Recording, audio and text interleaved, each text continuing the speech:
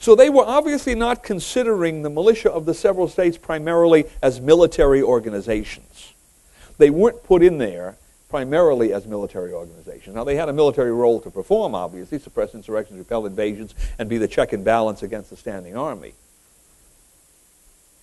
But my gosh, if you were really concerned about all of those things, you probably would have fleshed this out in such a way as to make them very efficient military organizations, not the kind that you knew actually existed. They were there for a political reason, because this was the organization of the entire population of each state with legal authority behind it and some measure of military authority in its own hands. This was the fundamental embodiment of the concept political power grows out of the barrel of a gun, or political power and the barrel of a gun tend to be in the same hands. All right? So there was a recognition that these institutions were necessary to maintain the political balance.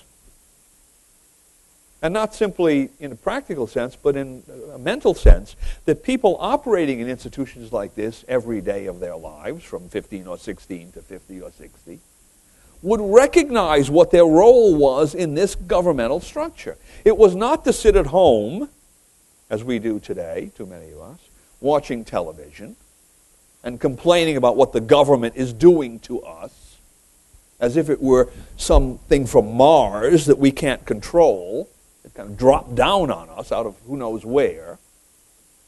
It was to recognize that this was the government. We, the people, are the government, and this was one of the primary institutions by which we maintained our control over the entire system. Why? Because during elections, if you go back to the beginning of this chart, here's we the people again, back here in the exercise of governmental power, both of the purse and the sword.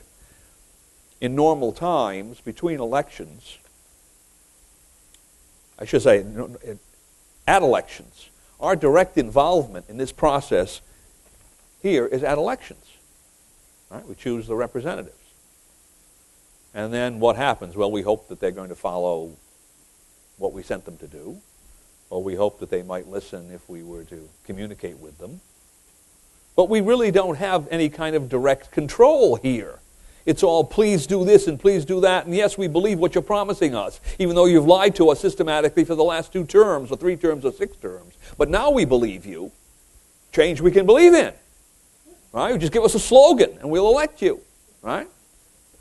Doesn't work too well, at least it's been proven not to work too well, because there are institutional problems, the development primarily of political parties. What the founders called, this little red line down here, big red line, factions, special interest groups that want to manipulate the system for their peculiar benefit.